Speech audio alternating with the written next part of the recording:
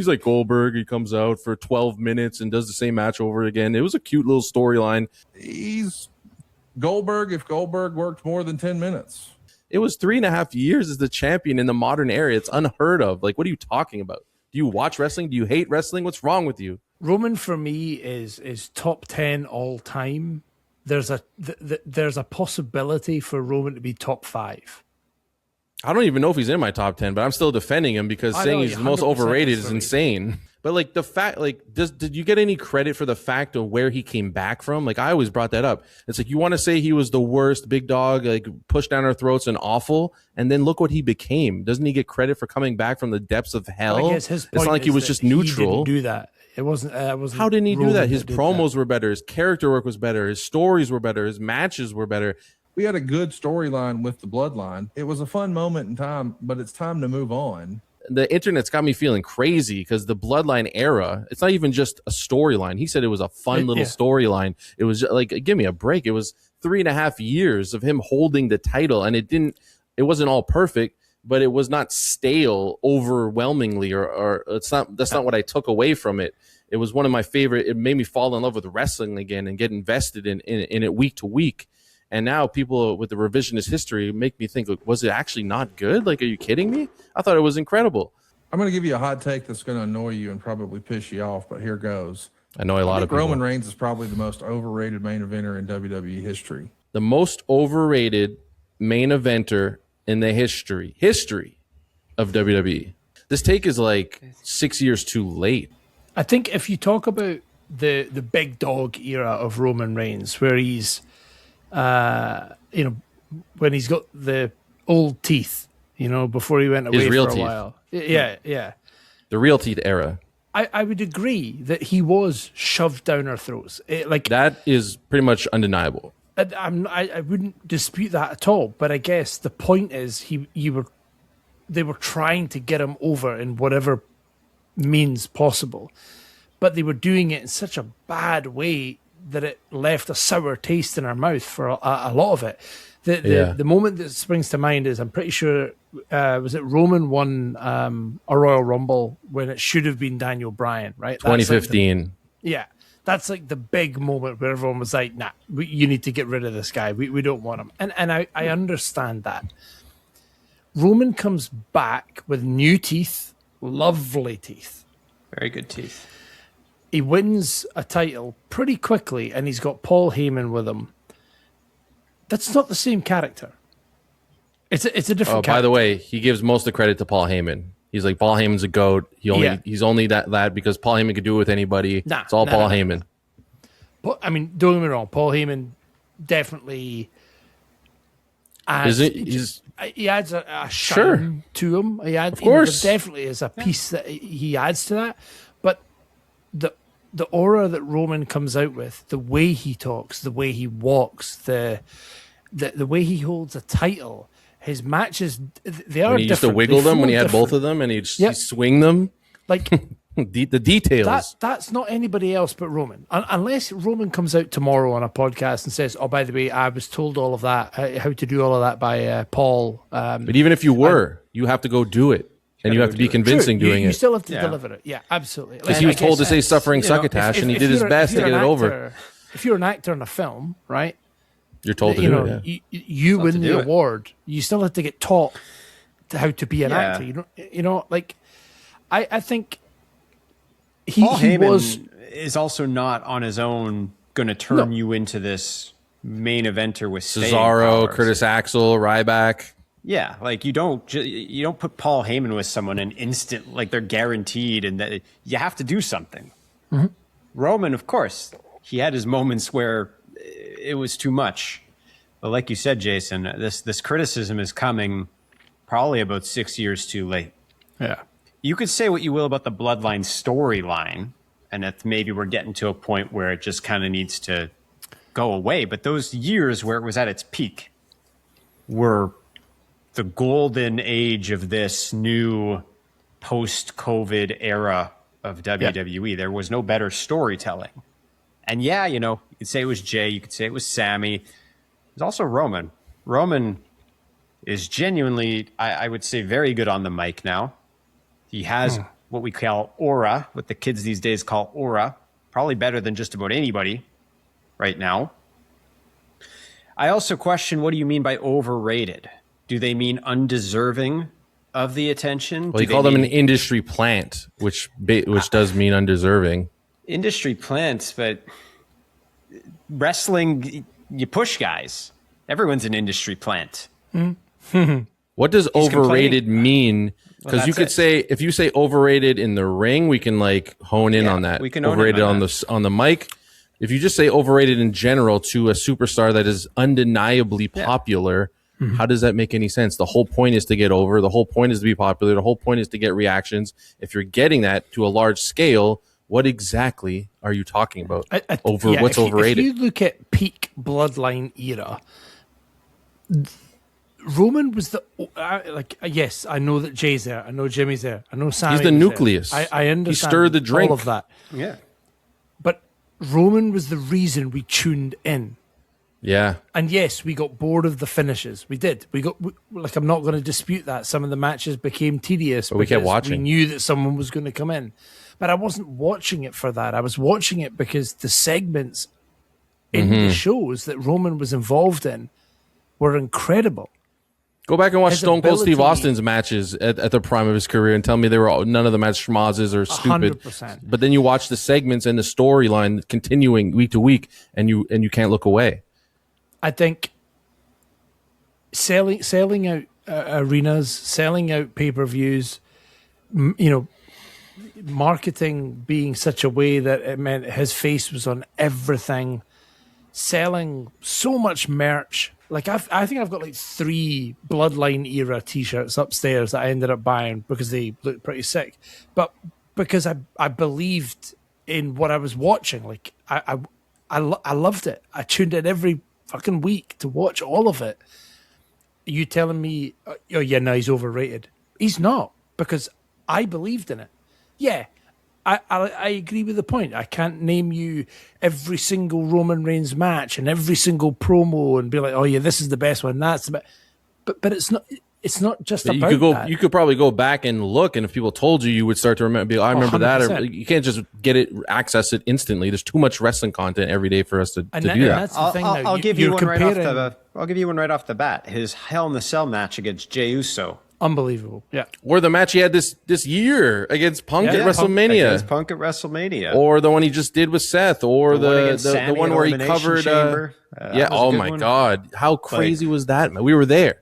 Yeah. Or what the one Brock Lesnar where he had the lifted up the ring with SummerSlam. SummerSlam. The Last Man Standing with Kevin Owens. I know they had a botchy little finish, but it was a great match. I mean, you can go through the debut of Solo Sikoa at Clash in the Castle in Wales. Even though he lost the match where Cody beat him, finished the story. That was a good one. Yeah, and the year before was good too. The year before was good.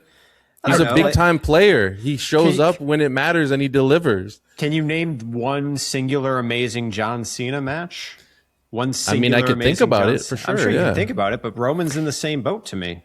To a guy who was pushed, admittedly overboard, and was the guy and tried to be the guy, and people rejected him because people don't like being told what to do.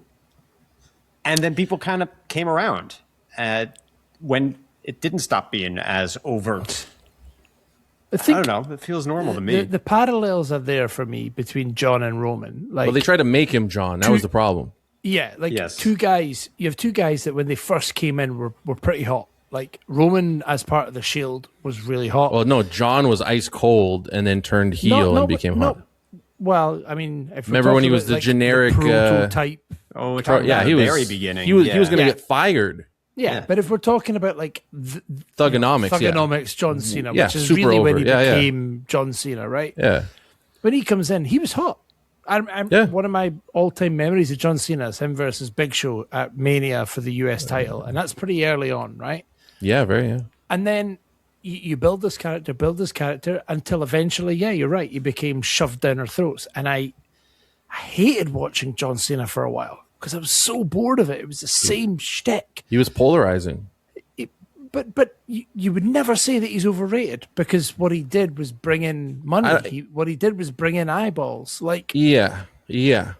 Some people might say he's overrated, but you have to like zoom in a bit. What do you mean? Like, if you want to say like executing these crazy moves, sure, or like, but not everyone has to get over the same way. You don't need to do what Kenny Omega does with all these flips and stuff. Maybe you talk better. Maybe you tell better stories. Like you're just trying to get over. It doesn't matter how you get over. Doesn't matter. And like he also says he's like his comparisons were awful. Like Goldberg, he's Goldberg. Like what are you talking about? Goldberg never cut. I'm a Goldberg fan, and he never was known for good promos. Like he was better if he spoke less. Yeah. Like Roman Reigns, yes, his promos sucked, and he'll always get dogged for like the two horrible ones, the magic beans and the suffering succotash. Like they're so historically bad that they're gonna assume like every single promo he ever did as the big dog was always that bad. Also not true. And he made those magic bean. Like I think the crowd turned on him when he said magic beans because I went back and watched that promo. And it was in 2014, and it was before everyone hated him. He was still getting good reactions. He was fresh off the Shield, turning the what's his name, Seth turning his back on him, and they were with him with that in that promo until he said magic beans, and everyone went quiet, and they're like, oh no, what's going on here? And how could you hold the title for that long in this day and age where everything gets like thrown in your face and you get tired of it in 2 seconds, and still make people want to show up every week to watch you be the main event guy? I just think ultimately it would be best if no one reacted to what he said because it's that stupid. I'm not saying he's stupid, but what he said I think is that stupid.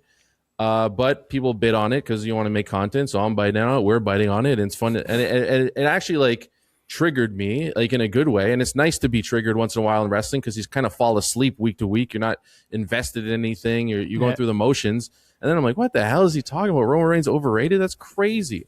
And then compare it to like the end days of the NWO. The NWO was awful. Like when they just let anyone in and it just, and they didn't know what they were doing. Like Eric Bischoff is a legend, but like whatever they did with the NWO was awful. They had everything going for them, but they couldn't keep it going. I think what he seems to be focusing on is early Roman when we were bored of him, and the bloodline now. And you're right, the bloodline now as a storyline is crap. I'm not disputing that. It is crap. I think crap's a harsh word, but if you think it's crap, that's fair. I think it is because Roman's not part of the bloodline storyline right now, and that's maybe why it's crap, because it's just Jimmy, Jay, and Jacob fighting a bunch of people, but and themselves. But actually, I don't have Roman in that storyline, and I'm not interested in it. So what does that tell you? That I need Roman involved in it to actually make it interesting. I would say Jacob currently is incredible. Like I was initially upset that he kind of dumbed himself down and like bent the knee to Roman, but now he's more vicious than ever. Like when he was going back and forth with LA Knight last week, I'm like, this version of Jacob, I'm invested in this, like where he's like the hitman almost.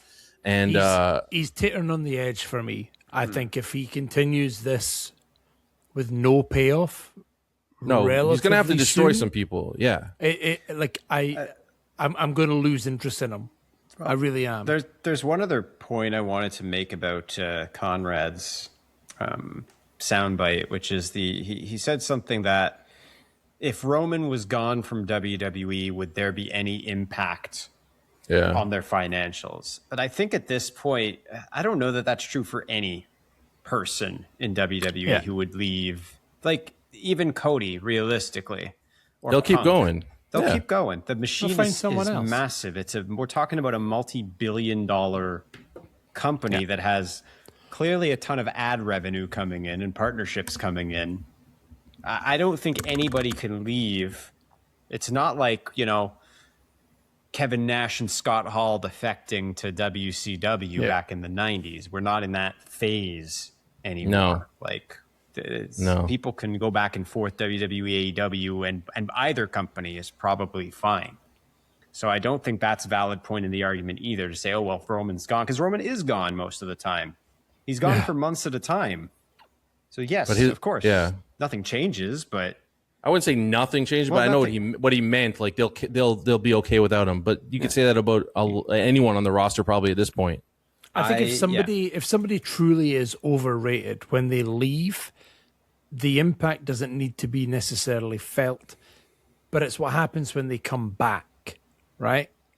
And when what if Roman went to AEW? Would the impact be felt? The impact is felt. The impact is felt. Like people, especially because he's so different than what they usually go for. 100%. They would feel that. I think if you're overrated when you come back, the people won't care. And that's why Punk is not overrated. Roman goes away. What?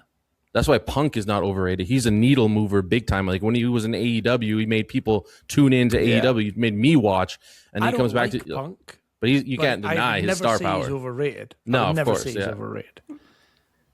You know, I think the crowd reaction tells you what you need to know. When he was gone for 10 years, they were chanting his name. Like, that's definitely not overrated. Yeah. No.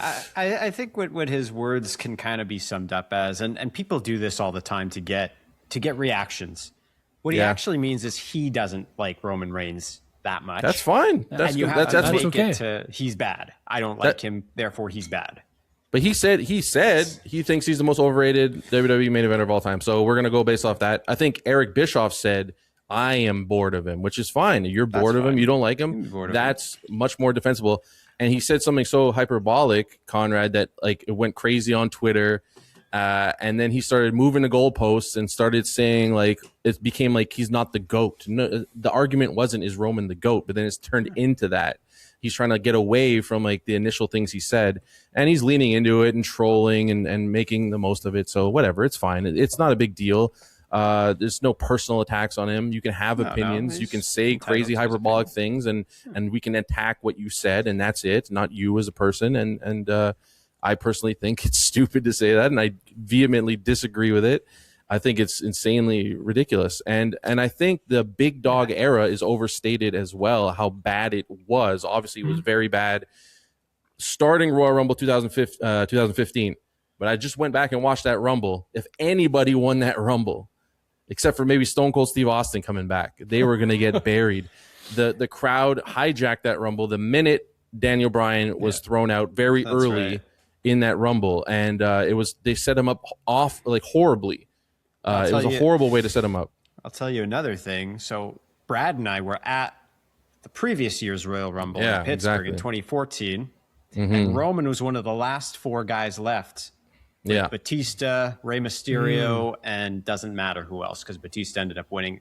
Roman was the person that people wanted to win that year. Oh, yeah? Because he at least felt like fresh. He was still in the Shield. He was in the Shield, right? Shield. He hadn't quite gotten the mega push just yet, but Daniel Bryan wasn't even in the Rumble. Punk was about to walk out of WWE. That was his last match. He didn't even have the match because Big Show and Kane beat the shit out of him. Or just Big Show, I don't remember. And Roman was seen as, okay, he's the least bad option. People were vocally cheering for Roman out of those four. Yeah. And so all that to say, like, was that era bad? Yes.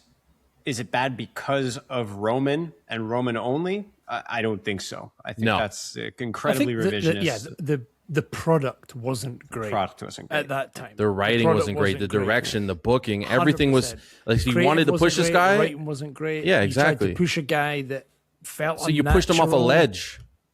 Yeah. And then guess what? He goes away. He comes back. He's got a slightly different direction. Yes, he's got somebody else alongside him to kind of give him a bit of a, hey, maybe you should try this. But he changed. It wasn't like this the same guy was brought back. Yes. He was different. And, I mean, he was getting good reactions right until the end of 2014. And because of that horribly executed Rumble, it all went downhill. And even like given this reaction, doesn't that tell you that it's nonsense? The fact that all these people, the stink that it created, doesn't that tell you like, how could he be overrated if all these people are saying he's great? That's the whole point of wrestling. It's not like it's football or basketball and people are glazing one of the players, but you look at their record and their achievements, they're like, this guy's not that good. Yeah. It's wrestling where your main achievement is people saying you're good and being over and getting reactions. I'm glad he said it because, you know, it's good. It's good to have banter and go against things you think are dumb. And he might think I'm dumb for thinking Roman isn't overrated. So like, hey, it's fun. Whatever.